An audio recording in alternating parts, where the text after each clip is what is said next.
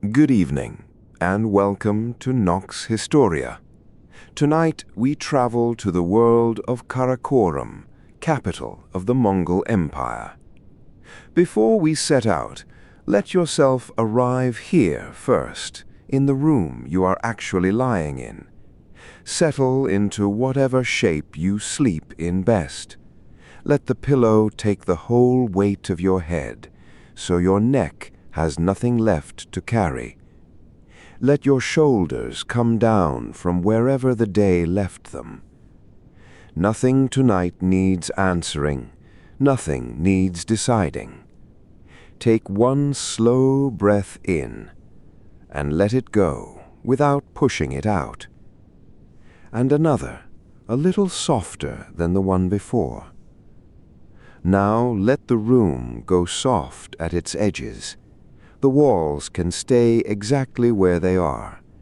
You are warm and you are safe, and you will still be warm and safe in an hour, and in 4 hours, and in the morning. Where we are going is a long way from here, and a long time ago, and it is colder there than it is under your blanket. That is part of why I want to take you. You can stand out in a grassland at dusk with the wind combing through it and lose nothing at all of the warmth you have right now. The cold belongs to the story. The warmth stays with you. You do not have to follow closely. You do not have to hold on to the names. If your attention drifts off the path and goes wandering into the grass, let it wander.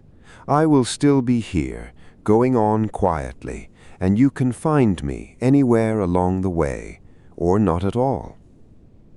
Let your jaw loosen. Let your tongue rest away from the roof of your mouth. Let your hands give up whatever they are holding. Good.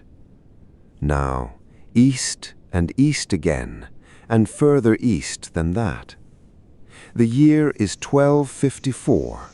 In the room you are lying in, that is roughly 8 centuries ago. In Paris they are still building the cathedrals. In the country we are going to, the grass has just finished growing tall, and the man who rules is called Möngke, a grandson of Genghis Khan, and he has held the throne for 3 years now. Genghis himself died in 1227, before Möngke was grown. He is an ancestor here, a name spoken with care, and nothing more. And the thing this man rules is the largest single unbroken land empire the world has ever had. Not the largest empire if you count islands and sea lanes and colonies scattered across oceans, the largest one you could walk, from the Pacific coast of Korea in the east to the plains of Hungary in the west, from the cold forests of Siberia down to the warm water of the Persian Gulf. One authority laid across it all at once. Here is the part almost nobody is ever told. The place it was run from was small, not a great capital of marble and columns and towering gates, but a walled town in a river valley in central Mongolia, a few streets wide, with mud for its wall and grass growing right up to the outside of it.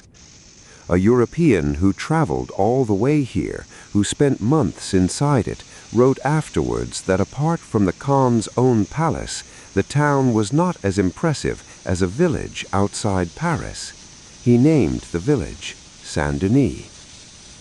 We know that because of him, a Flemish friar of the Franciscan order named William of Rubruck, sent east by King Louis IX of France, who set out in 1253, reached the great Khan's camp at the very end of December, was given his first audience in the first days of January, traveled up with the court to Karakorum in the spring, and stayed until high summer.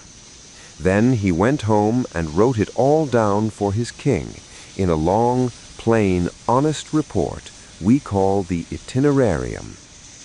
He was often cold. He was often footsore.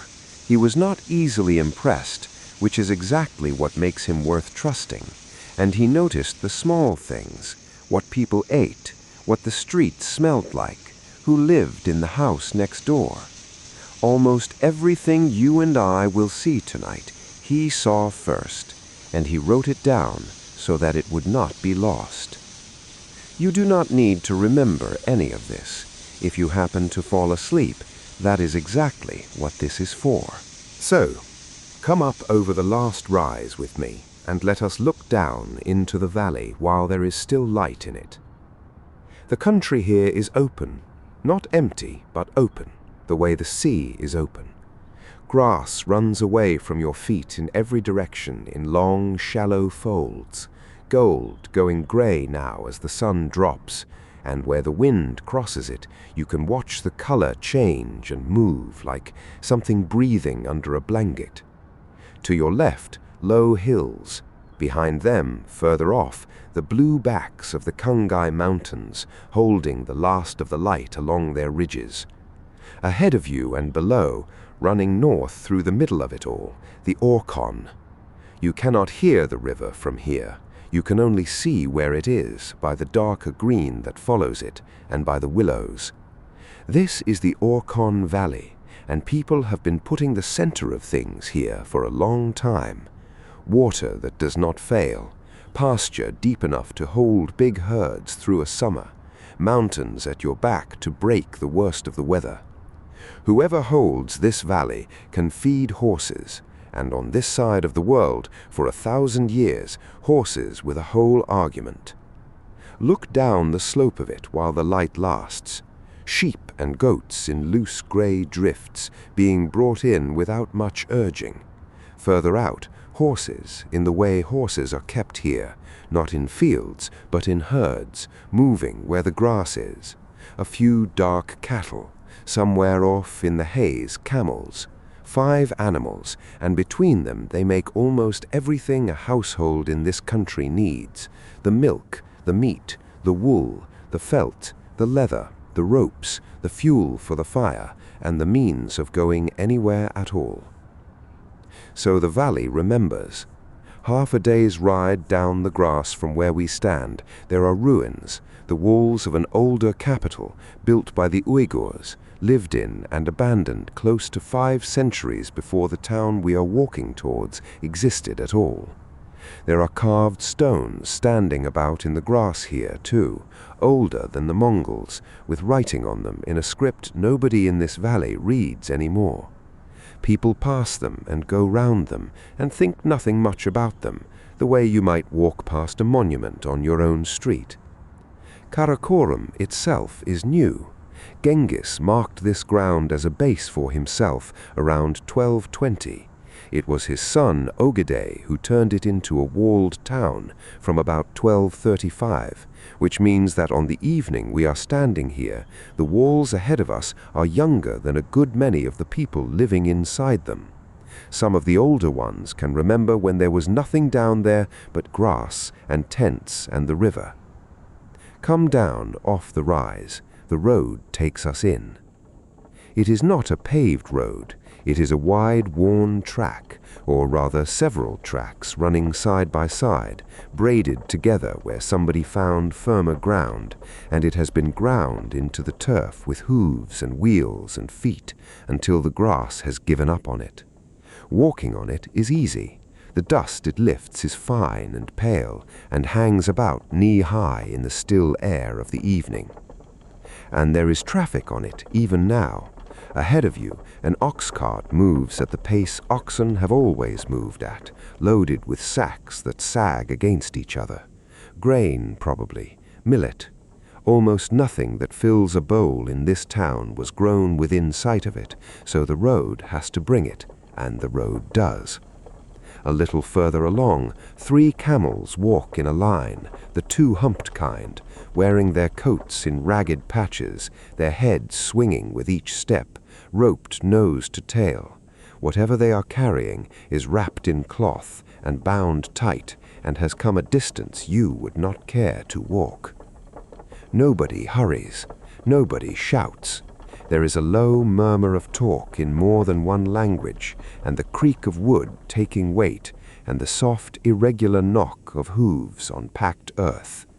Then one rider comes up behind you at speed, and is gone, and the dust closes behind him. You will meet his kind again tonight, properly. For now, just watch what happens next. A little way ahead, there is a low fenced enclosure by the road with horses standing in it, and men waiting, and a fire going. He does not dismount so much as arrive.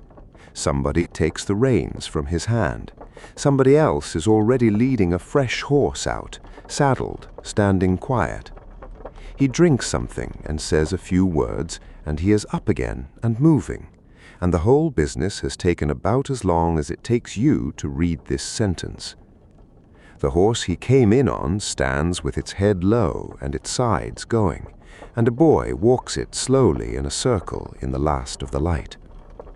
That relay is the reason any of this works, but it will keep. Let it go for now and walk on. Because out to the right of the road, out on the open grass, something is moving that you will not have imagined. At first you take it for a small hill, a dark shape on the plain, and then you notice that it is coming closer, and then that the ground around it is moving too. It is a house, a round felt tent, the same as the ones you can see pitched all along the river, except that this one has not been taken down. It is riding whole on a cart, and the cart is enormous. William of Rubruck stood where you are standing, more or less, and did what any honest observer does when he cannot believe a thing. He counted. He counted 22 oxen drawing one house on one cart, 11 of them yoked abreast across the width of it, and 11 more in front of those.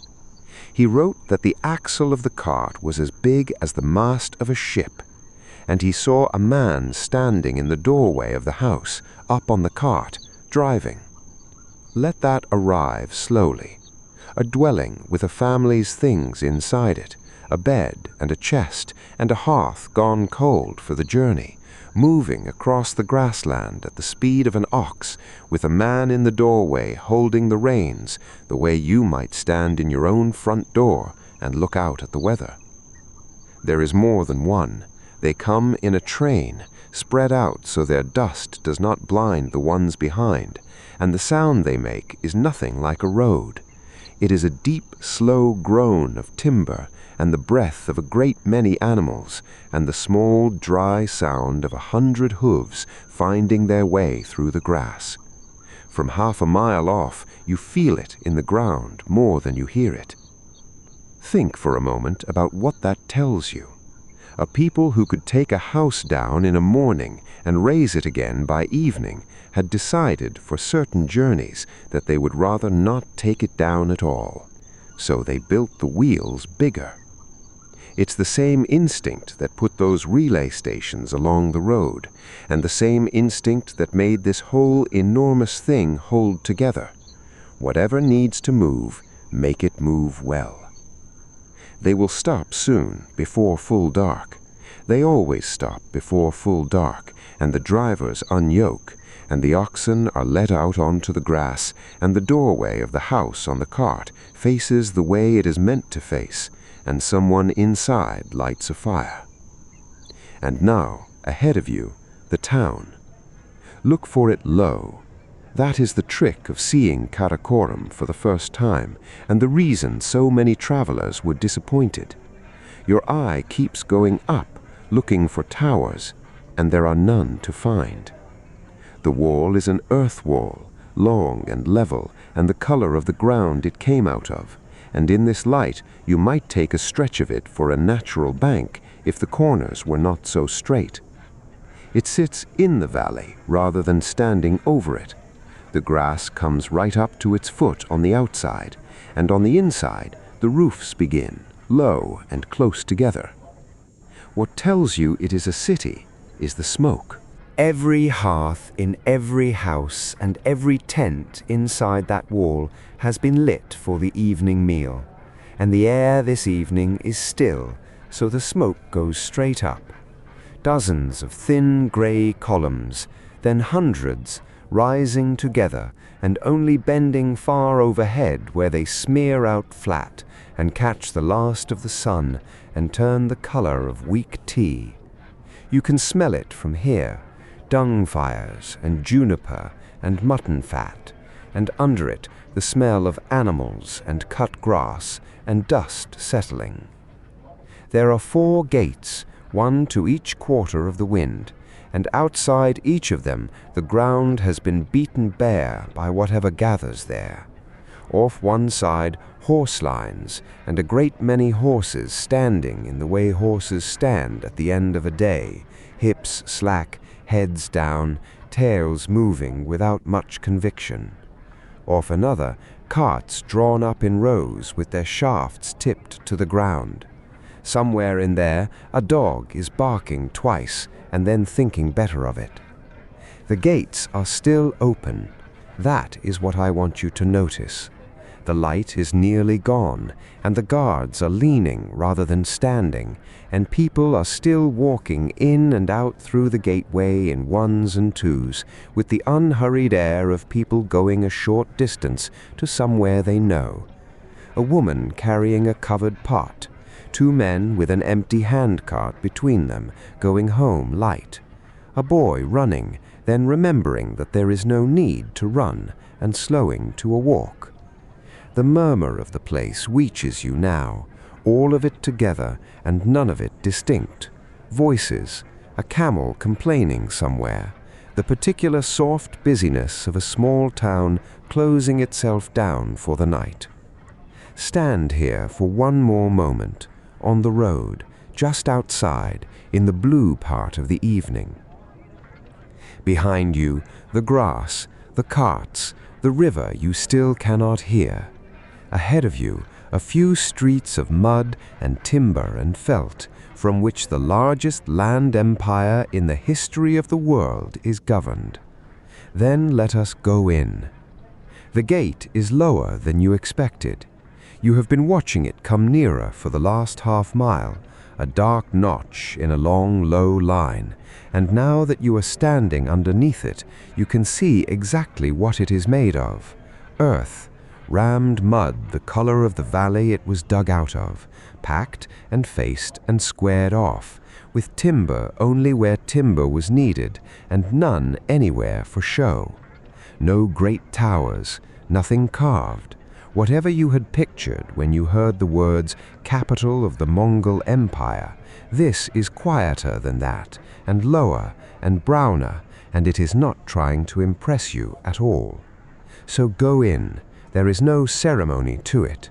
A cart goes through ahead of you, and the driver walks at the ox's head with one hand resting on its neck, and neither of them is in any hurry, and the gateway takes them in and lets them out the other side, into the last of the light.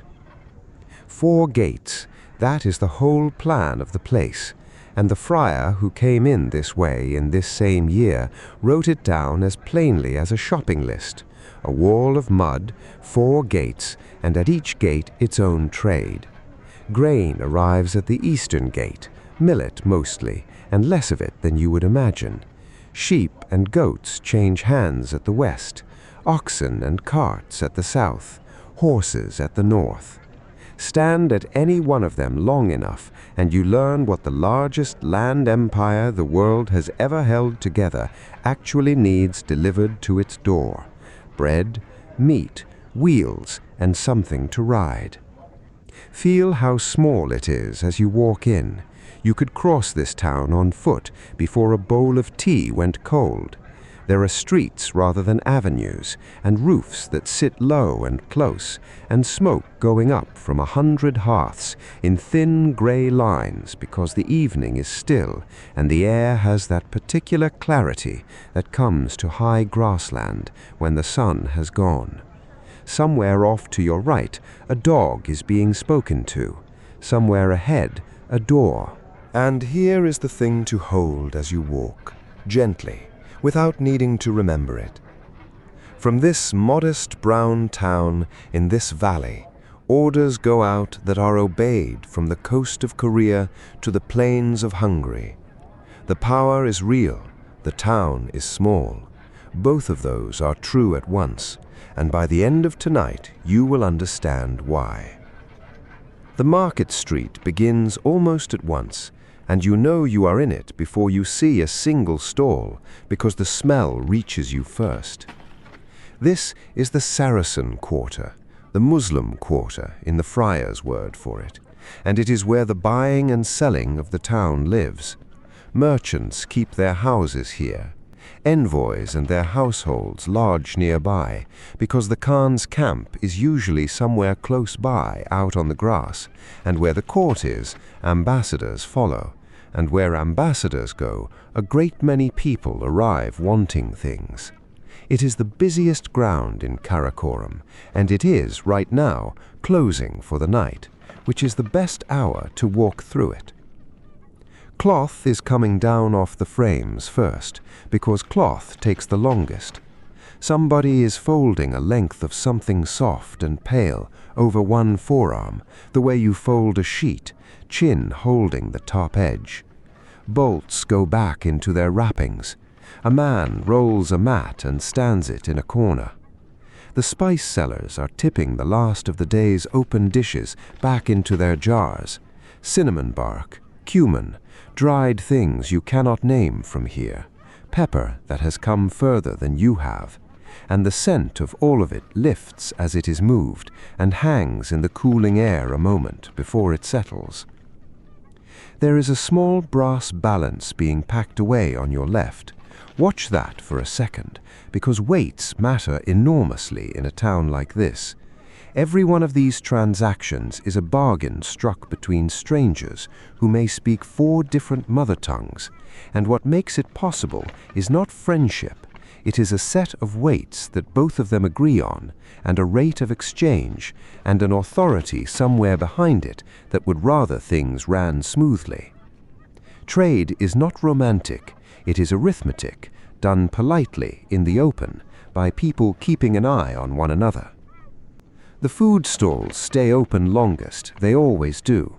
Mutton is simmering somewhere near, and the fat of it is on the air with the smoke. There is a smell of hot dough and sour milk, and the faint sweetness of something fermenting in a covered jar.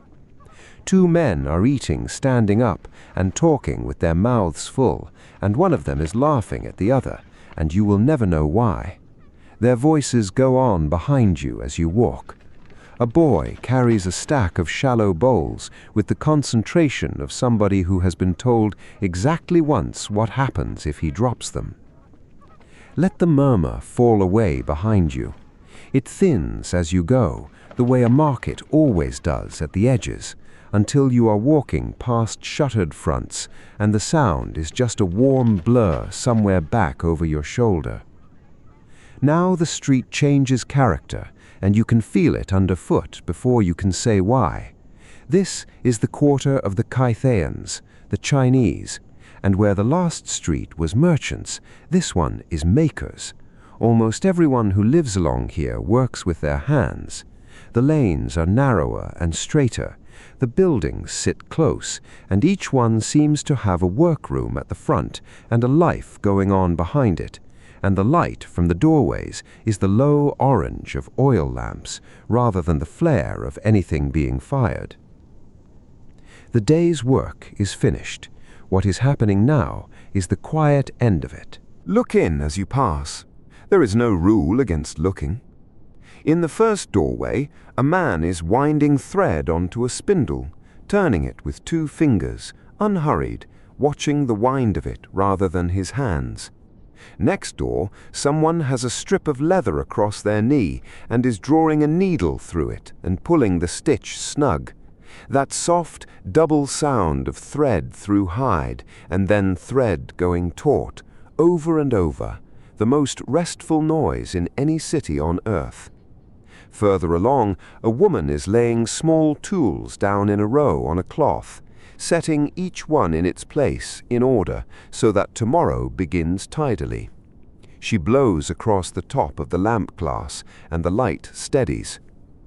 Nobody in these lanes is striking anything. That work is done in daylight and out at the edges of the town, and it has long since stopped. What is left at this hour is the fine work, the last hour of it. A bead being smoothed, a seam being closed, a brush going along a rim. And here is how we know these lanes were real, which is a lovely thing in itself. Not from a chronicle, from the ground. Archaeologists working along the main road of this city in our own lifetime have dug down into exactly this quarter and found the workshops still where they were left. The ovens, the crucibles, the scatter of half-made things, glass beads, worked bone, fragments of birch bark, Chinese ceramics beside Persian glass in the same layer of the same street. Somebody's ordinary Tuesday, 7.5 centuries down, waiting quietly under the grass for someone to come and read it. Keep walking. The lanes open out. Now you are at the far end of the town, and this is where Karakorum does something that no other capital in the world was doing in the 1250s. Count the roofs with me. In this small mud-walled place, a town you could cross in the time it takes to drink tea, the friar counted 12 temples belonging to 12 different nations. 12. Then 2 mosques where the call goes out and the law of the prophet is proclaimed. Then, at the very end of the town, 1 Christian church, of the Church of the East, the tradition often called Nestorian, which had traveled the whole width of Asia along these same roads long before any Franciscan arrived to be surprised by it. 15 houses of prayer, then, within a few streets of one another, and none of them hiding. Stand still a moment and let that settle, because it is easy to let it go past as a list. Every one of those 12 temples belongs to a community that came here from somewhere else and was permitted to build. Somebody arrived in a place where they had no ancestors buried and no claim on anything, and put up a roof for their own god, and was left alone to use it. In Europe, in this same decade, that idea would have been close to unimaginable. You can hear them now if you stop, because it is evening, and evening is when observances happen. From behind you, low chanting, several voices, not quite in unison.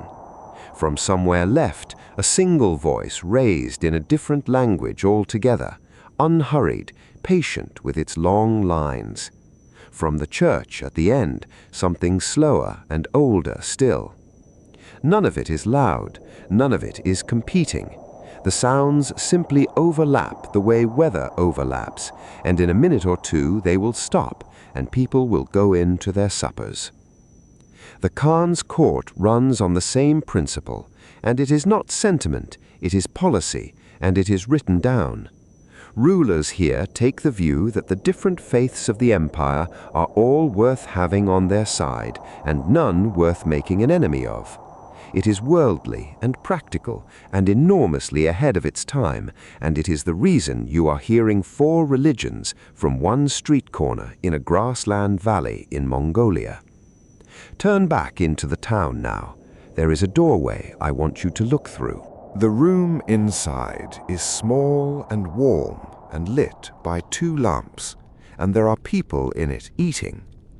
The man at the near end of the table is a goldsmith.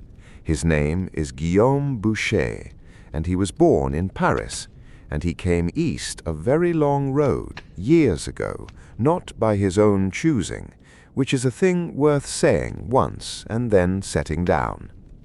Because look at him now. He is a master craftsman with a workshop and men under him, and the ear of the court, and the great thing he has made for the Khan's hall is standing a few streets from where you are, and we will go and see it later tonight. His wife is here with him, a daughter of Lorraine who was born in Hungary. Their adopted son is here too, a boy who has grown up with several languages in his mouth and is, by all accounts, an extraordinary interpreter, the sort of person an empire like this quietly runs on. They are having their evening meal. Somebody has said something, and somebody else is shaking their head at it. That is all that is happening. There is another household in this town you should know about. A woman from Metz in Lorraine, whose name comes down to us as Paquette. She was carried east out of Hungary as a young woman, and she made a life here. She serves a lady of the Khan's family, and she married an artisan from the Rus lands, and she keeps her own household in Karakorum. When the friar arrived, cold and tired, and a very long way from anyone who spoke his language, she found him out and fed him the best food she had. That is in his account. He remembered it, and he wrote her name down, which is why you know it now. Hold the map of that for a moment. A goldsmith from Paris, a woman from Metz, a Rus husband, a Hungarian-born wife, an interpreter son, Armenians and Greeks and Persians in the lodgings by the market, Chinese in the lanes you just walked. In one town, in the middle of a continent, in the year 1254, centuries before anyone had a word like global to reach for. And the remarkable part is not that they were exotic, it is that they were domestic. They had bad evenings and good ones, and neighbors they liked and neighbors they didn't, and tonight they are eating supper.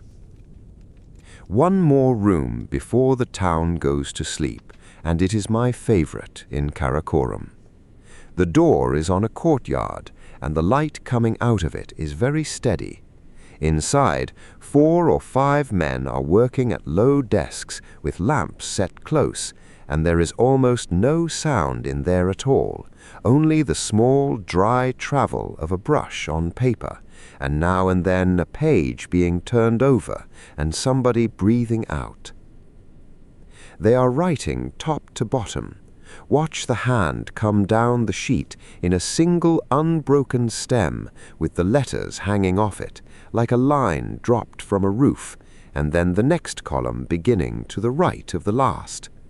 This is the Mongol script, and it was borrowed from the Uyghurs, who had it first, adapted early in the century so that the Mongols could keep records in their own tongue.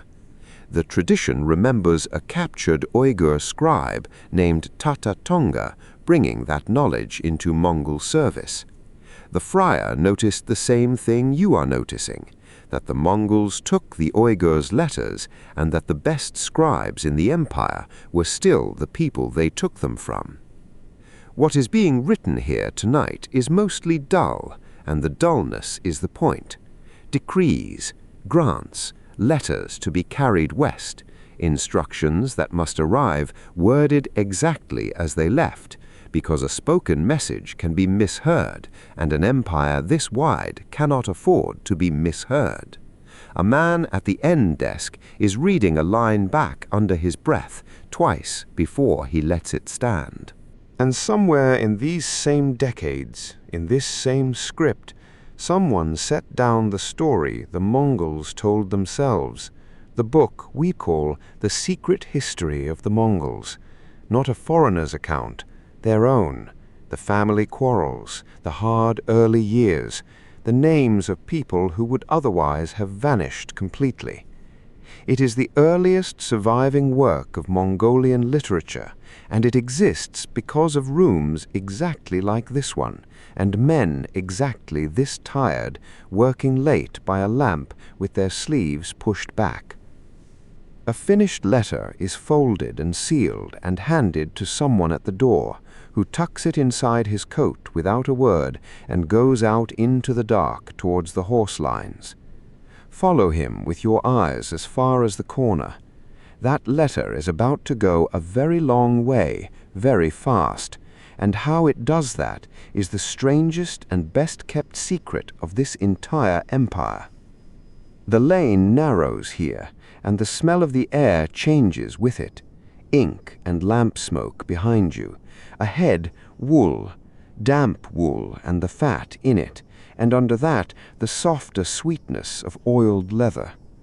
Walk this bit slowly. The doors along this side are standing half open because the work has only just stopped and the rooms have not finished being warm.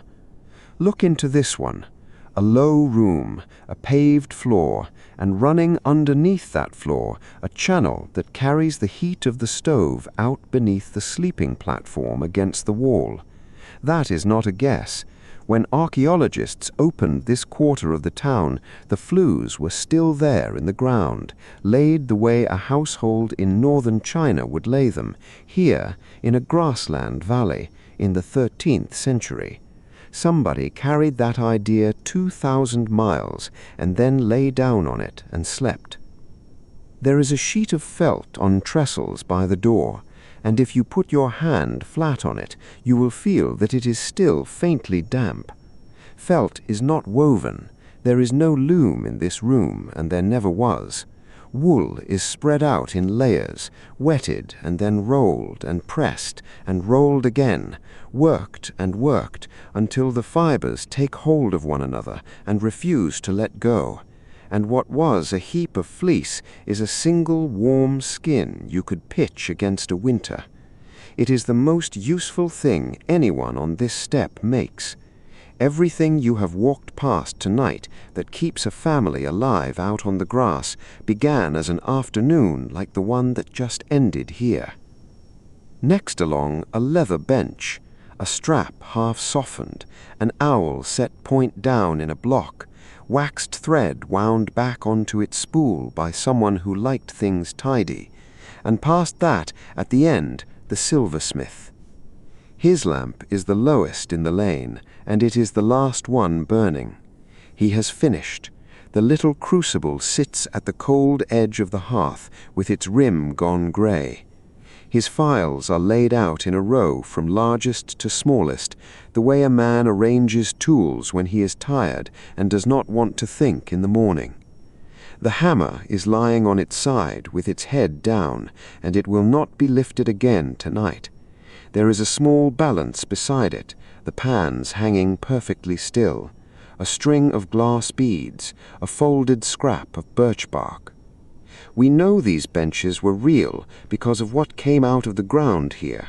Copper and gold and silver worked in these rooms, and iron and glass and jewels and bone and birch bark. Kilns, and in one house a great Chinese storage jar sunk into the floor, with a craftsman's tools and his finished pieces still inside it, put away for the night by a man who never came back for them. Come out of the lane now.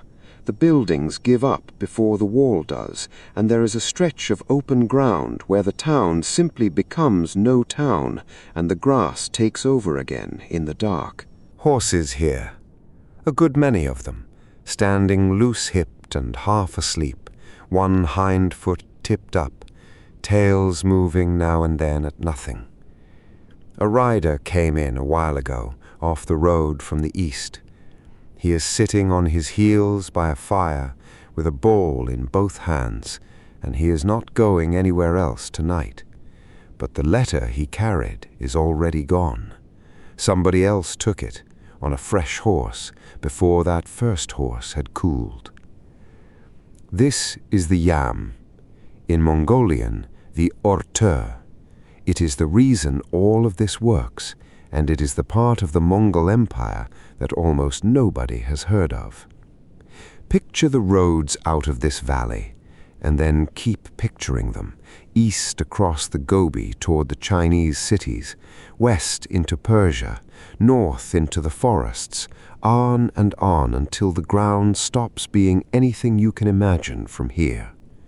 Along every one of those roads, at intervals of roughly a day's stage, there is a station. Not a fortress, not much to look at. A few dwellings, a corral, a store of grain and mutton. Somebody whose whole occupation is to keep animals fed and rested and ready. Fresh horses, a bed for whoever comes. And so the courier is not the thing that travels. The message is. A man rides hard to the next station and hands it on and stops, and the news carries on into the dark, changing horses and changing riders, and never once waiting for anyone to sleep. Think about what that does. Any empire is only as big as the speed at which news can cross it. Beyond that, it stops being one country and becomes several. The Mongols found the trick of moving information faster than a body can move, and it held together a realm that reached from the Pacific to the edge of Hungary. Not walls, not monuments, horses, standing ready, a day apart, for thousands of miles. You could not simply wander up and ask for a horse, of course. The stations belonged to the Khan, and what they held was held for his business, and the men who kept them answered for every animal on the line. The thing that lets you use it is small enough to hold in one hand, a flat inscribed tablet called a paisa, in Mongolian a gerege, a word meaning something close to that which bears witness. They were made of wood, or of silver, or of gold, depending on how much authority the bearer carried, and they were hung at the belt or on a cord at the neck. The inscription begins with the phrase that opens the Khan's decrees themselves, by the power of the eternal sky. What it means in practice is wonderfully plain. Give this man horses, feed him, let him go on. How fast exactly? Honestly, faster than any single rider could have managed, and the surviving numbers are argued over, so let it stay as it deserves to be. A message left one end of the largest land empire the world has ever had and arrived at the other in a span of time that astonished everybody who wrote about it. That is enough of a marvel without decorating it. The same roads that carry the letters carry everything else, and the everything else is why the market gates you passed earlier exist at all. Stand for a moment and think about what has actually come up this valley, not in a story, in the ground. When the excavators worked here, they lifted out tens of thousands of objects, and the list reads like a map of the known world. Chinese ceramics, including the pale green glazed ware from kilns far to the south, the kind that people handled carefully and kept. Glass from Persia, cloth from Central Asia, things from Korea, things from the Tangut country, coins minted a very long way from any place a Mongol herd had ever grazed, all of it here, in a walled town on the Orkhon, brought over months by people who put one foot in front of another. And here is the quiet reason it could happen. For a stretch of this century, one authority stood over the entire length of the overland routes between China and the Mediterranean. Not many small authorities, with each its own tolls and its own risks and its own opinion of strangers. One. A merchant could load a caravan and set out with a reasonable expectation of arriving and of being able to come home again. And that expectation is worth more to trade than any road surface ever laid. Goods moved. So did techniques. How to make a glaze, how to draw a wire, how to reckon a sum, because craftsmen moved with their hands and their habits and set up in new places, exactly as the men in the lane behind you did. Not everything that traveled those roads was welcome. Sickness went the same way as silk, and in the century to come that would matter enormously. But tonight, in 1254, what the roads mostly mean here is a bale being untied in a storeroom and the smell of pepper getting out into cold air and somebody standing over it, pleased. Now for the part nobody puts in the stories, which is a shame because it is the part that actually runs the place. Rubruck noticed that the town had 4 gates and that each one had its own trade. Grain came in at the eastern gate. Sheep and goats were sold at the western. Oxen and carts at the southern. Horses at the northern.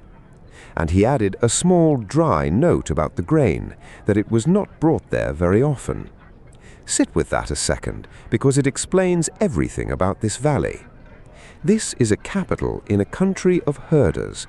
Its wealth walks about on 4 legs and moves with the season. It cannot grow enough to feed itself. A city can be pastured, but it cannot be fed off pasture, and so the food had to come to it. Under Ugadai, according to the Persian historian Rashid al-Din, 500 wagon loads of food and drink arrived every single day, each wagon drawn by 6 oxen. 500 every day. That is what a capital costs when it sits where the grass is. To move that much, you need something duller than courage. You need lists. Somewhere behind us tonight, in a room with a seal on a cord and a lamp guttering, there are officials doing the work that empires are actually made of. Accounts, tallies, receipts, who owes what and who has been paid. Under Möngke, a census went out across the whole empire. Households counted, men between 15 and 60 counted, fields and herds and orchards counted, so that what was asked of people could be worked out from something other than guesswork. Weights and a balance in every market, so that a bar of silver in one town means the same as a bar of silver in another. Coins in the purse from 3 directions at once.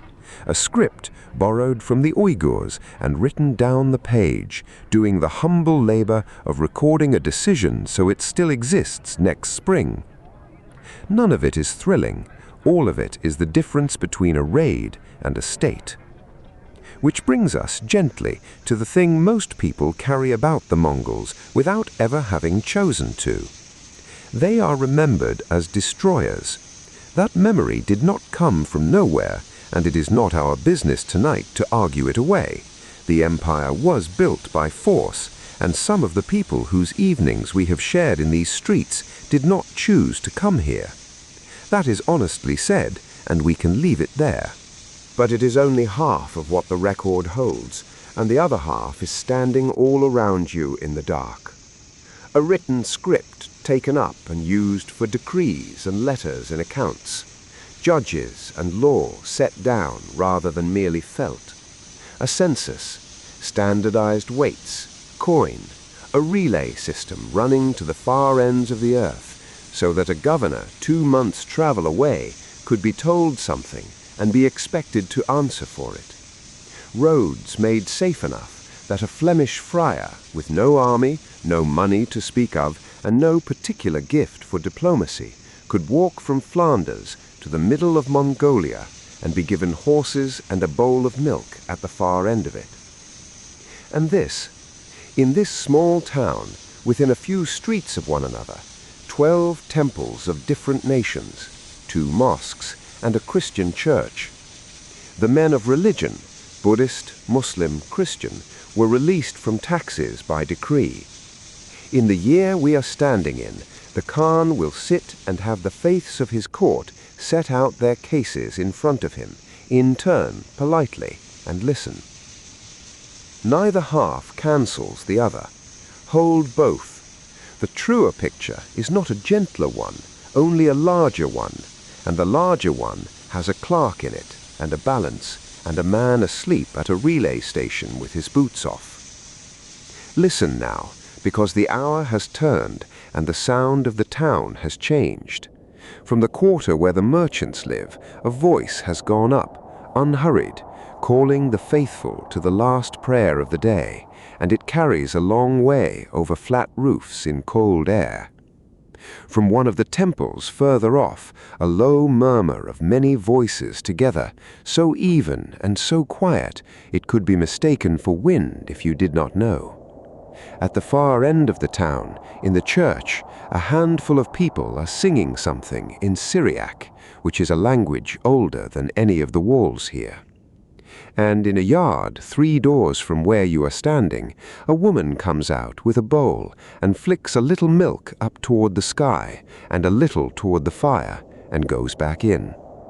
She has done it without ceremony and without looking up. the way you would put a coat on a hook. The first of the milk goes to the sky and the fire before it goes to anybody's cup, and it has been done that way in this valley for longer than anyone can account for. 4 different ideas of the world, all being observed within a few hundred paces of one another at the same hour, on the same evening, by people who will pass each other in the market tomorrow morning and think nothing of it. Nobody here has invented a word for this. Nobody thinks it is remarkable. It is simply how a town works when the roads are open and the man at the top has decided he would rather be owed prayers by everyone than by one group only. The voices are thinning now. One by one, the doors close and the lamps behind them go orange and then out, and the lanes empty, and the smell of mutton fat and dung smoke settles down into the ground, where it will stay until morning. But there is one more set of lights still burning tonight, and they are the brightest in the valley. Up ahead, past the last of the houses, beyond a wall of its own, the Khan's precinct is awake. Lamps moving between the courts, someone walking with a covered dish, a horse being led away. That is where we are going. Come this way. The lane widens under your feet, and the low houses fall back on either side, and ahead of you in the dark there is a wall. Not a high wall, nothing here is high, but it runs on further than you can follow it by eye, and it has the particular stillness a boundary has at night, when you can feel that the space on the other side is larger than the space you are standing in.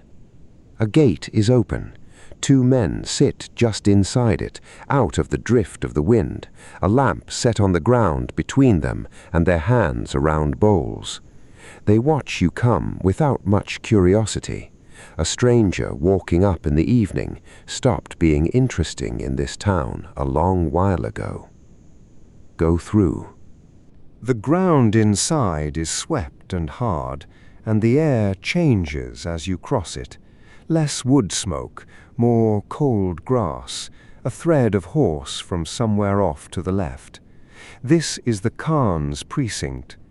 It is laid out rather the way a religious house is laid out in Europe, a wall around the whole of it, courts within, buildings set among the courts, everything gathered around one principal hall. Our friar noticed that resemblance and wrote it down. He does this all through his report, reaches for the nearest familiar thing from home and lays it over what is in front of him so that it will hold still long enough to be described. The court is not always here. Möngke rules a realm you measure in months of riding, and the deep habit of this people is to move. The Khan's household travels with the season, and the capital is somewhere he returns to rather than somewhere he sits. Tonight he is here. You can tell without being told, because of the lamps. There are more of them burning than a place needs, set along the courts, carried between doorways, standing in the deep window openings of the long building ahead, and people are moving quietly between them, which is the surest sign anywhere on earth that somebody important has not yet gone to bed. The doorways on the south side. There are 3 of them along that wall, and you take the middle one and step out of the cold. Inside, the first thing is the size of the quiet. It is a big room, and big rooms at night hold their air differently. Sound goes up into the roof and does not come back. Pillars stand in 2 long rows down the length of it, dividing the floor into a wide middle and an aisle on either side, so that if you had come in with a European's eye, as our friar did, you would think church before you could stop yourself. That is exactly what he thought. A nave, he says, and 2 aisles beyond 2 rows of pillars, and 3 doors to the south. And at the far end, where the altar would be, the Khan raised up on a platform with steps going up on either side. Walk down the middle. The floor is hard and smooth, and your steps sound small. Look up as you go. The pillars carry the roof beams away into a dimness the lamps do not reach, and the light lies in warm pools around the lampstands and gives out between them, so that the hall reveals itself to you a little at a time, the way a large dark room always does. There are hangings on the walls. There is the smell of felt and lamp oil and drink and cold stone warming. Now, because this channel would rather tell you the true thing than the tidy one, a word about what we actually know of this building. The site was dug.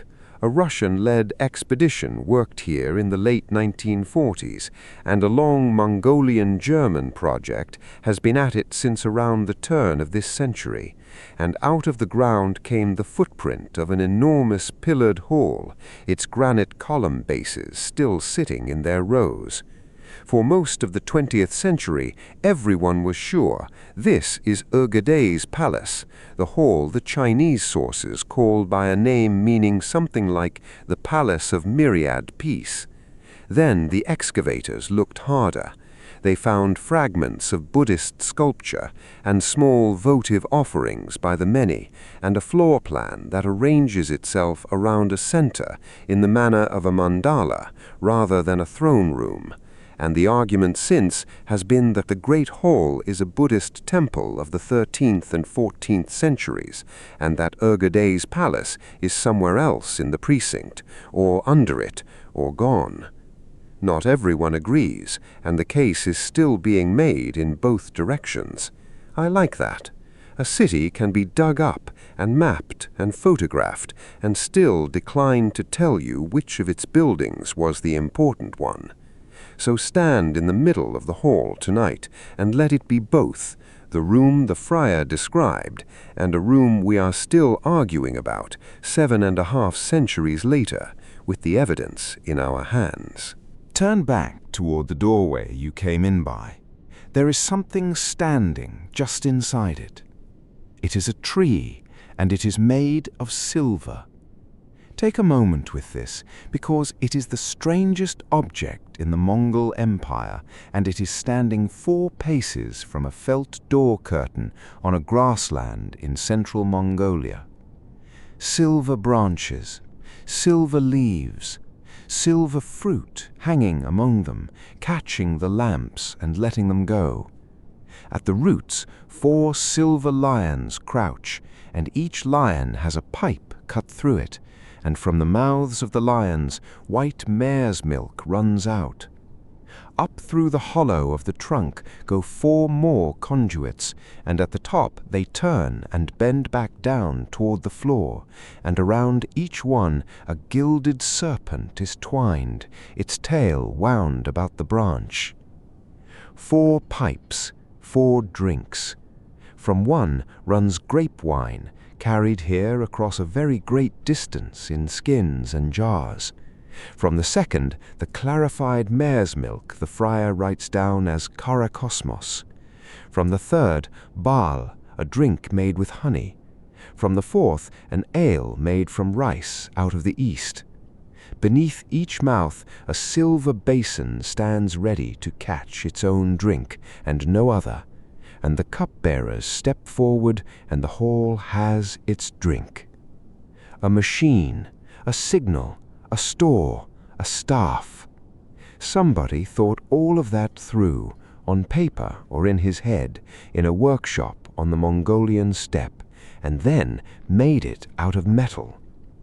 It is not a large thing in the history of the world. It is only a fountain. But it stands there in the lamplight with its leaves and its little serpents, quietly announcing that the road between Paris and the Orkhon valley was open, and that people and skills went along it in both directions. Come and sit down along the side of the hall now, on the felt, with your back against the wall, and let the room fill up. Because earlier this year, the spring of 1254, this hall, or one very like it in this precinct, held something remarkable.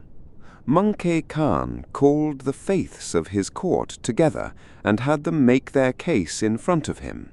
Buddhists, Muslims, Christians of the Church of the East, whom Europeans of the time called Nestorians, and one Flemish friar a very long way from Flanders, who took his turn with the rest and afterwards wrote the whole evening down. It was arranged with care, and the care is the point. 3 men were appointed to sit as umpires, one from each side, so that no one could complain of the judging. A rule was laid down that nobody was to speak insultingly of anyone else's belief, and nobody was to make a disturbance. Then they took it in turns. That is all. Men sat on the floor of a lamp-lit room in their own coats and their own languages, with interpreters working between them, and put their arguments one after another, and listened while somebody else put the other side. There is no shouting in the friar's account. There is a long evening, and careful speech, and a good deal of translating, and afterwards everyone still in the same room together. The next day, by our friar's telling, the Khan spoke to him about it. Möngke is reported to have said something to the effect that God has given men different ways as he has given the hand its several fingers. Take that gently. It comes to us through one man's memory of one conversation through interpreters, and we cannot hold it as an exact quotation. But the practice behind it is not in doubt at all. This court kept Buddhist monks and Muslim scholars and Christian priests about it at the same time, exempted their clergy from taxes, and let the town carry 12 temples and 2 mosques and a church within a few streets of one another. Whatever was in Möngke's heart, that was his policy, and you have been walking through the evidence for it all evening. Which brings us to the sentence our friar wrote about this town, and it is not flattering. Setting aside the Khan's palace, he says, Karakorum is not as big as the village of Saint-Denis outside Paris, and the monastery at Saint-Denis, he adds, is worth 10 of the palace.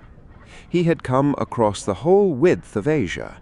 He had eaten badly and slept cold and lost track of the days, and at the end of it he arrived at the seat of the largest land empire the world had ever seen, and found a walled town he could have walked across before his supper cooled.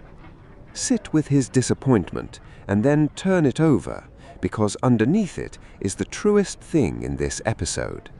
He was measuring the wrong quantity. He came from a world where power was carved into stone and stacked up where everyone could see it. Cathedrals, keeps, city walls that took 3 generations. Here, power was not in the stone. It was in the horses standing out on the grass. It was in the relay stations strung along the roads, in the tallies and the census knolls and the men who kept them, in the safety of a road 4,000 miles long. None of that makes a skyline. All of it moves. An empire built to travel does not need a capital that looks impressive. It needs one that works and can be reached and can send. He was standing inside the machine and mistook it for a village. The hall is emptying now. It goes the way big rooms always go, not all at once, but in a slow unpicking, 2 men leaving together, a pause, 3 more. Cups are gathered up. Somebody folds a hanging back from a doorway to let a group out and lets it fall again, and the draught crosses the floor, and every lamp leans the same way at once. The silver tree stands where it stood. Its basins have been rinsed and set right, and the milk has stopped running from the lions, and a boy is going along the branches with a cloth, unhurried, the way you polish something you have polished many times before. Whoever was under the tree tonight has come out and gone off to his own bed. The angel keeps its trumpet up and says nothing. Then the lamps begin to go. One is lifted from its stand and carried the length of the hall, and the pool of light travels with it, and the pillars swing their shadows slowly round to follow, and a door opens and closes, and there is one lamp fewer. Another goes. The dark comes back into the room the way water comes back into sand. Not frightening, just what the room does when it is left alone. The last of it is carried out past you, and the doorway takes the light away, and the great hall stands empty and cold and quiet, holding its pillars up in the dark, waiting for its next argument about what it is. Go out with the lamp. Let the felt fall closed behind you. The outer gate of the precinct gives you back to the town without ceremony. Nobody asks your business. A man on the gate has his shoulder against the timber and his chin down, and he lets you go by the way you would let a moth go by, and then the wall is behind you and the street is yours. Take it slowly. Nothing is waiting for you.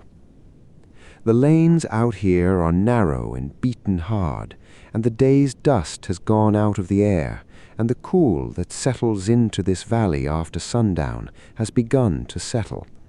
You can smell what people are burning. Dried dung mostly, which burns clean and slow and steady in a grassland with almost no wood to spare, and under that the fat of somebody's mutton supper, and damp clay and horses. The shutters are up. Behind one of them a woman says 3 quiet words in a language you have been hearing all evening without ever quite placing, and a man answers her in a different one, and they both laugh once and let it go. Further along a door opens and lays a wedge of orange light across the lane, and then takes it back in. Somebody calls a dog inside without raising their voice. That is the whole traffic of the town at this hour. The streets thin out. That is how you know you are reaching the edge, not by any boundary, but by the buildings giving up on one another. The workshops end. The last timber compound ends. The ground stops being a street and goes back to being ground, tusky and uneven, still holding a little of the afternoon in its south-facing hollows.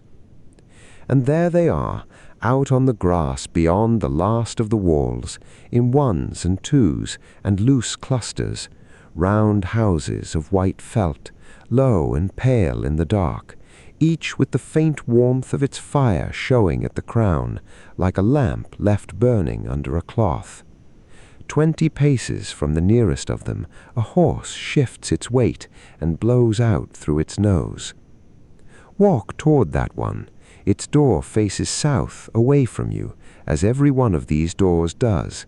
There is a family inside, and they have been expecting nobody at all, and it will not matter in the least. Stand at the side of it a moment before you go in, and put your hand flat against the wall. Felt, an inch of it, perhaps, more where it has been doubled for the cold months, and it gives under your palm the way a heavy coat gives.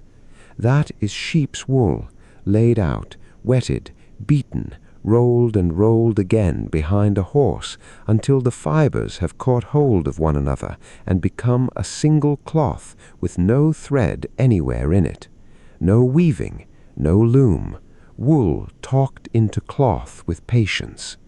It sheds rain, it holds heat, and a household can make more of it every year from animals already standing outside the door. Under the felt is a frame, and it is worth knowing, because it is one of the cleverest things anyone has ever built out of sticks. The wall is not really a wall. It is a run of lattice, willow rods crossed on the diagonal and pinned at every crossing so that the whole panel folds shut like a concertina and opens out again. Each panel is a khana. Set 5 or 6 of them out in a ring, lash them end to end, stand the painted door frame in the gap you have left, and your walls are up, and they are still slightly springy, which is precisely why the wind does not take them. Then the roof. Look up along the line of it. Dozens of slender poles go climbing from the top of the lattice at a shallow angle toward the middle, and each one of them is a uni, and every one ends in the same place, a wooden crown at the apex, the tuno, a great hoop with sockets cut around its rim to take each pole in turn. Nothing here is nailed. The poles push outward, the lattice pushes back. A broad woven band around the top of the walls holds the whole outward shove, and the house stands up in tension against itself. Then the felts, and over those a cover, and then the ropes, hauled round and knotted off. And in the middle of the roof the crown is left open, a round hole to the sky for the smoke, with a flap of felt that can be dragged across it by a rope reaching down to the ground. 2 people who know what they are doing can raise one of these in an hour or 2 and take it down faster than that, which is the point of it.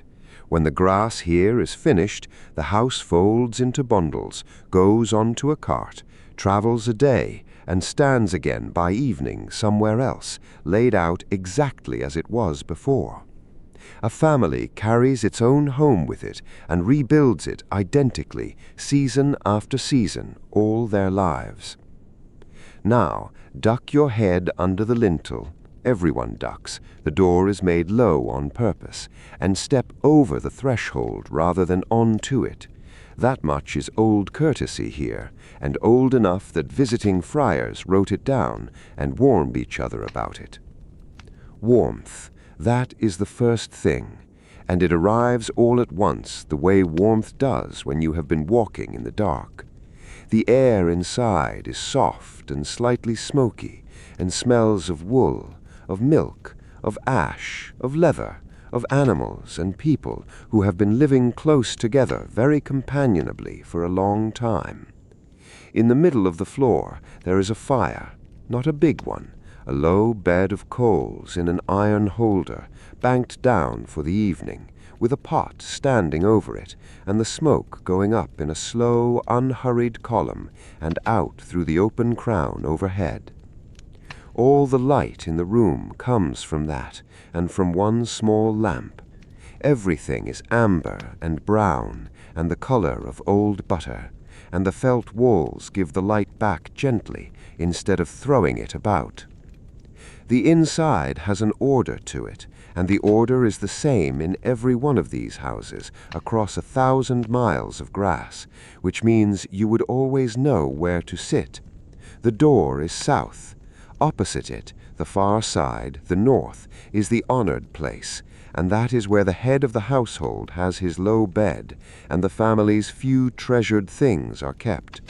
The east side, on your right as you come in, belongs to the women and the household work, the milk vessels, the pots, the food. The west, on your left, is the men's side and the guests' side, and someone is already gesturing you toward it. Around the door, storage, saddles, harness, bundles, a rolled felt. And in the middle, holding it all together, the fire. Watch how they behave around it. Nobody steps across it, nobody throws anything careless into it. The fire in the middle of a Mongol house is not simply a stove, it is the household itself, the thing that continues, and the coals are kept alive rather than started fresh, and when the family moves, live embers travel with them. There is a custom in these families that the youngest son inherits the hearth when the older ones have gone off to households of their own. The last child home keeps the fire.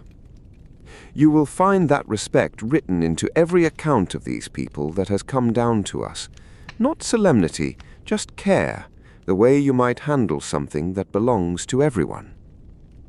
Sit down on the felt on the western side, with your back near the lattice, and let your shoulders come down. Somebody hands you a bowl. It is airag, fermented mare's milk, and it is the drink of this whole world. There is a great leather skin of it standing near the door, with a wooden stick left in it, and someone gives it a few turns whenever they pass, because it wants stirring. What comes into your bowl is pale, thin, cool, faintly fizzing, sharp at the front and creamy at the back, and only mildly alcoholic, enough to warm you, not enough to trouble you. Mares are milked through the light half of the year, small quantities many times a day, and everything the household drinks in summer comes out of that patient routine. Then a wooden platter comes round with hard little pieces of dried curd on it, arul. They have spent days up on the roof of this house in the sun, drying until they are pale and stony, and they keep for months without spoiling and travel without complaint, which on a grassland matters more than almost anything else. Take one. Do not try to bite it. Hold it in your cheek and let it soften, and the sourness slowly turns milky and sweetish and lasts a very long time. Our friar tried this and described the stuff going as hard as slag, and said they put it away in bags for the winter and let it back down in water when they needed it, and he was exactly right. Milk becomes everything here. Cream lifted off the top, butter churned and stored, curds, soft cheese, thin sour drinks, cattle, sheep, goats, camels, horses, 5 animals, and between them they make almost the entire economy of a herding household, and the greater part of what is on the floor in front of you tonight. And then the mutton. It has been boiling gently in the pot all the while you've been talking, and it comes out in pieces on a shared dish, plain, salted, tender enough to leave the bone without argument. The broth is not thrown away. Nothing here is thrown away, and it is poured into bowls and drunk hot, and it goes down into you and spreads. There is a little grain, too, boiled soft, millet most likely, and here is the quiet fact underneath the whole capital. Almost none of it grew anywhere near here. Grain came in by cart along the roads from a very long way off. A city of felt in a cold valley of grass had to buy its bread from the world, which is exactly why the markets and the caravans and the safe roads mattered as much as they did. The bowls go round again. Nobody hurries you. Little by little the room settles. It is not announced, it simply happens, the way it happens in any house at the end of a day, anywhere, ever. The talk drops from conversation to comment, and from comment to the occasional half-sentence that nobody bothers to finish. Someone reties a bundle by the door. A woman rinses the meat dish with a ladle of hot broth from the pot and drinks that too. A child who was upright 20 minutes ago is now horizontal against somebody's knee with a sheepskin over him, and no one has remarked on it, and no one will. Outside, the animals are settling as well. You can hear them if you listen for them, and they are worth listening to, because that low, continual shuffle and breath is the sound of the household's entire wealth arranging itself for the night. Sheep and goats bedded close in a soft mass, cattle somewhere further out, a camel folded down on its knees with its head up, chewing at nothing in particular, and the horses closest of all, the tethered ones standing near the door where they can be reached quickly, shifting a hoof, leaning on 3 legs, dozing the way horses doze, half here and half elsewhere. A dog barks once some distance off across the grass, decides it was nothing, and does not bother again. Beyond all of that, if you turn your attention outward for a moment, there is the town you walked out of, a low murmur with no edges to it, too far away now to make out anything in particular. A voice, a gate, the last cart of the evening going somewhere at a walking pace. It is the sound of the administrative center of the largest land empire the world has ever held together, going to sleep, and it is almost nothing at all. Inside, someone is telling something. You can tell it is a story from the shape of it rather than the words, from the way the sentences run long and then stop for effect. A grandmother answers with a single dry line, and there is quiet laughter around the fire. 3 people, not loud. The fire has burned down to a red bed with a gray skin over it. Somebody lays 2 pieces of dried dung on the coals, unhurried, and a few sparks lift and go up through the crown and vanish, and the pot is moved off to one side. The talk thins to almost nothing, then to nothing at all. The lamp is put out, just a breath and a thin thread of smoke, and the room goes down to the color of the embers alone, which is a very old red and low and easy on the eyes. Now feel what the felt is doing. There is a cold coming down onto the grass outside.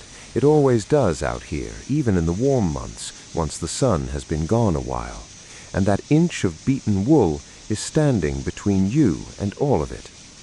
The wall is not solid, and it is not stone, and it is nothing like a fortress, and it is warm, warmer than the Khan's great hall, if you want the truth of it.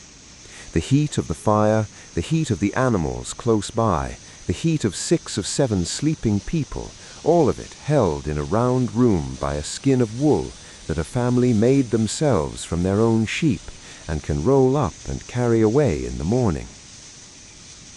The felt moves very slightly with the air, in and out, the way a sleeping rib cage moves.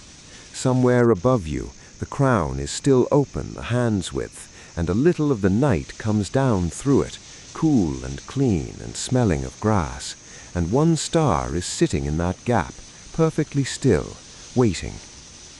Nobody speaks. The embers tick and settle. The horses are quiet, and the house breathes and holds the warmth in, and holds you in with it. The door of the gur is low, so you go out the way everyone here goes out, bent a little, one hand on the frame, stepping over the threshold rather than onto it, which is the courtesy in this country, and has been for a very long time.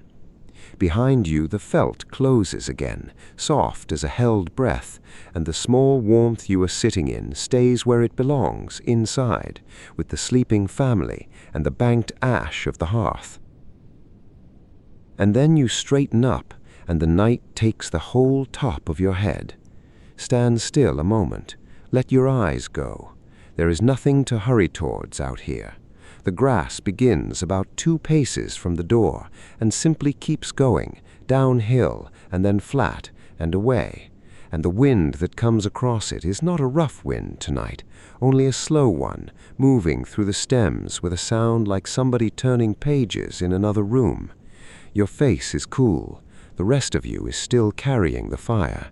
That is a good way to be. The town is behind your right shoulder now. Turn your head and you can find it, though there is not much to find. A low, dark line where the wall runs, smoke standing up from the quarters in soft grey columns, going straight because the air is still, thinning out and losing itself somewhere above the roofs. 1 or 2 points of lamplight left burning where somebody is finishing something or has simply not put the light out yet. The murmur of it has almost gone. What reaches you is only the idea of a town, the sense of many people lying down at once a few streets away under felt and timber and tile. The horses are nearer. They are out on the grass at a loose tether, 3 or 4 of them, standing the way horses stand at night, heads low, one hip dropped, entirely at rest and yet not asleep. One of them shifts a foot, and you hear the grass give under it. Another breathes out, long and slow through soft lips. If you walk out a few steps and stop beside them, they will not mind you. They will not even lift their heads much. That is the sound of the Empire off-duty, the greatest riding people in the history of the world, standing in the dark, doing nothing at all. There is a smell out here, too, now that you are clear of the smoke. Cold grass, mostly, dry stems and the dust in them, and under that something faintly sweet and animal from the horses, and under that nothing, clean, empty, high air, with a whole continent of it standing over you. Breathe it in once properly and feel how far down it goes. Walk out a little further, 20 paces, 30, until the last lamp behind you is only a spark and the grass is all there is underfoot. Now stop, and now look up. It takes a moment. Give it the moment. Your eyes have been in lamplight all evening, and they need time to open the way they were built to open, and when they do, the sky comes down to meet you. There is no city glow out here. There is nothing out here for the light to bounce off. This is a high, dry, cold grassland in the middle of a continent, hundreds of miles from any coast, and the air above it is thin and clean and almost perfectly empty, which is why the Orkhon Valley still has one of the darkest and richest night skies anywhere on earth. Travelers come a very long way now, in our own century, simply to stand in this valley and look upward. Tonight you have it for nothing. So stars first, the obvious ones, and then as your eyes keep opening, the ones behind them, and then the ones behind those.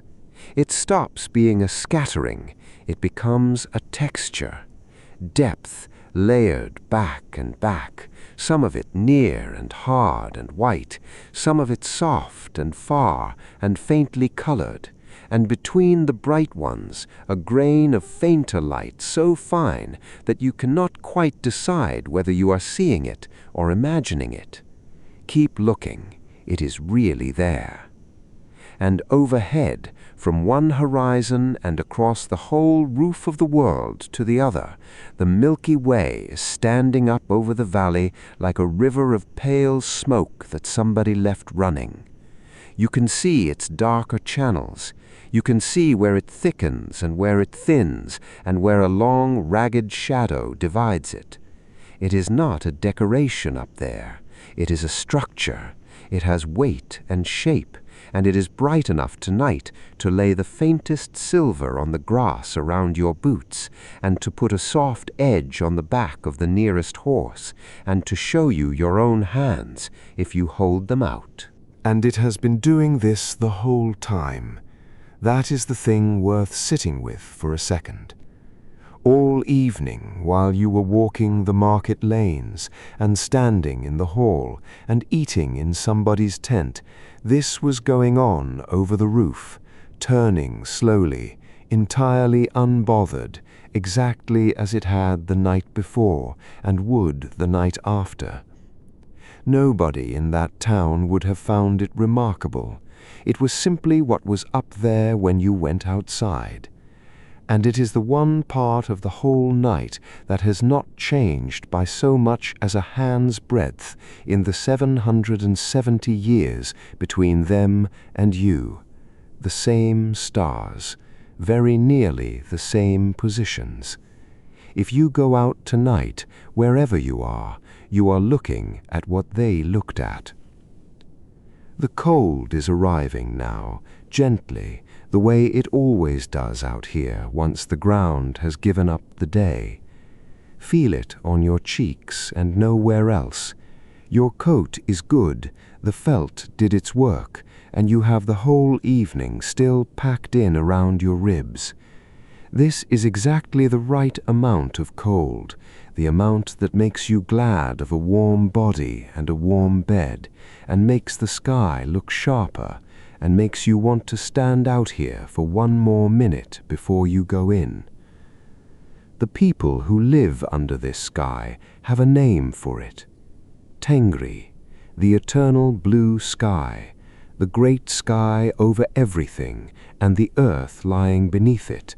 That is the shape of steppe belief, older than this town, older than the empire that built the town, running back through the peoples who kept horses in this valley, long before anyone here had heard the name of Genghis Khan.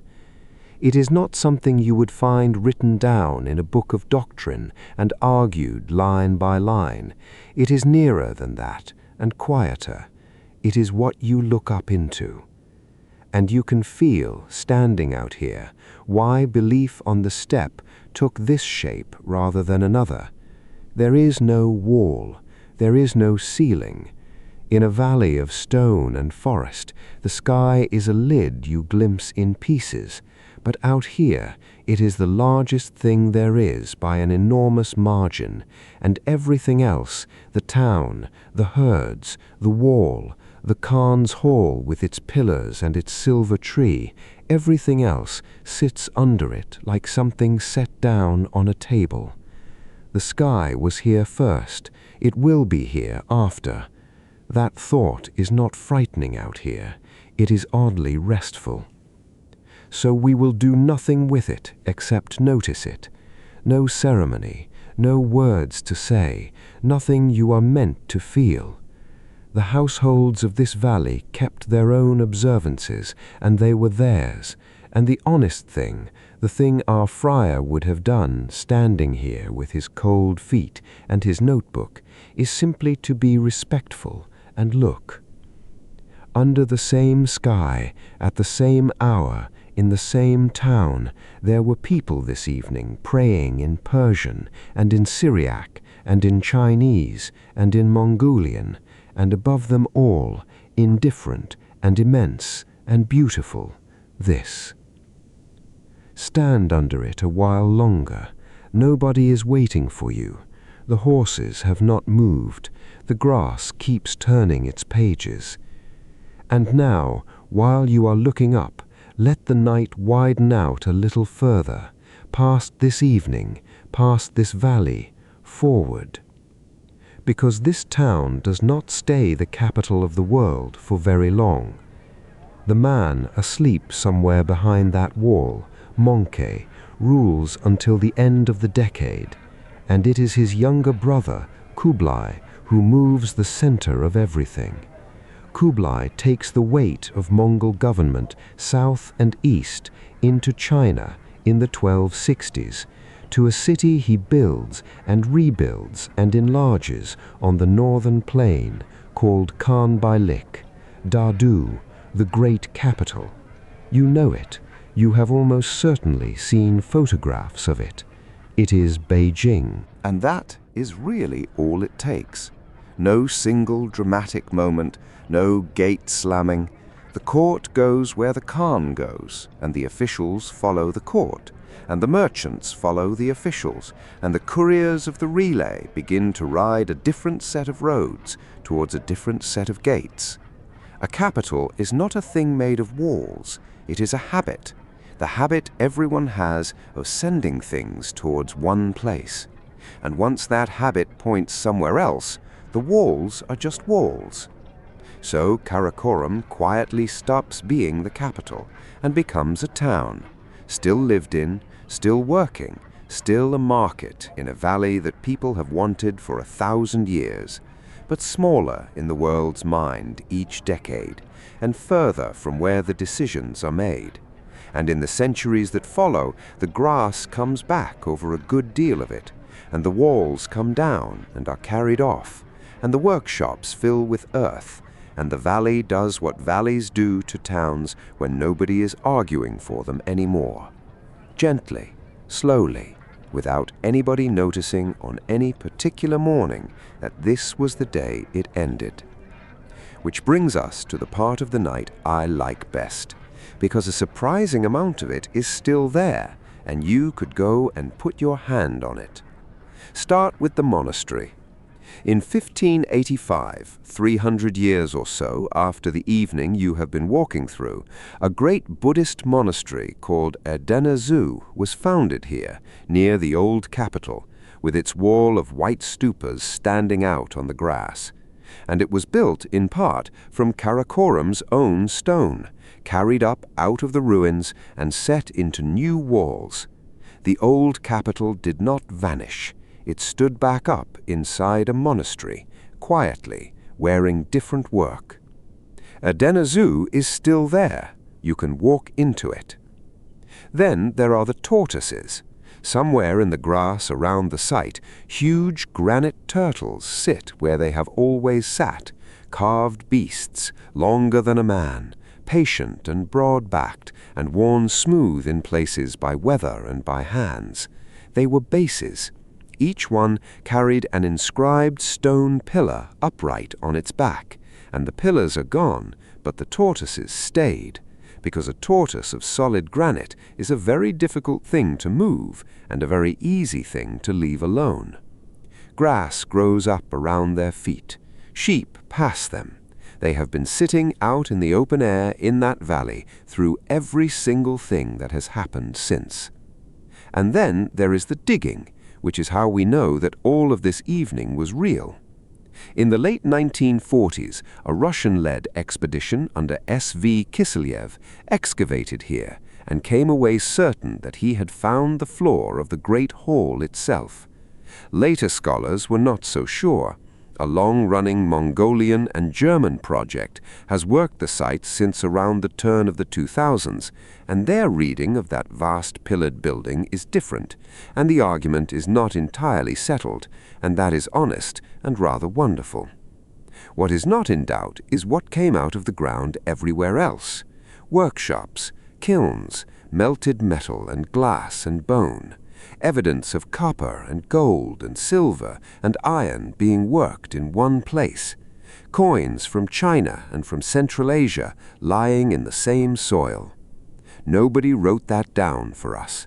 We know the artisans' lanes were busy because their rubbish is still there.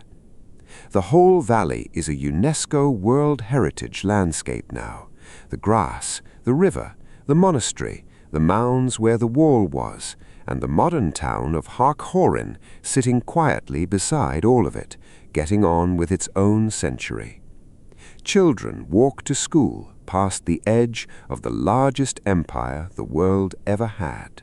But it is the tortoises I would leave you with. Not a museum case, not a reconstruction.